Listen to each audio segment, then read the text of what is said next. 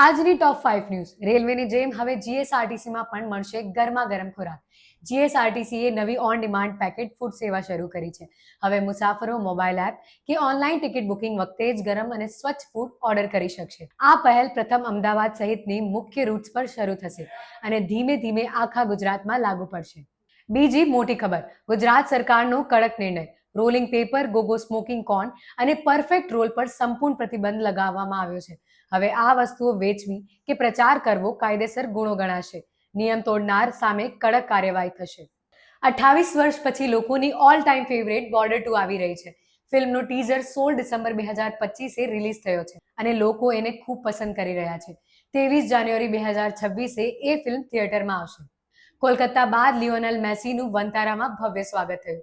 અનંત અંબાણીએ મેસીને 10 કરોડની લક્ઝરી ઘડિયાળ ભેટમાં આપી, જે વિશ્વમાં માત્ર 12 યુનિટ્સમાં બની છે. લિમિટેડ એડિશન્સ અને પ્રીમિયમ મશીનરીના કારણે આ ભેટ ખાસ ચર્ચામાં આવી છે. અને છેલ્લે આ સોંગ તો તમે સાંભળ્યું જ હશે. ફિલ્મ ધુરંધર અને ગીત પાંદલા ઘણા માટે લાઈફ ચેન્જર બન્યું છે.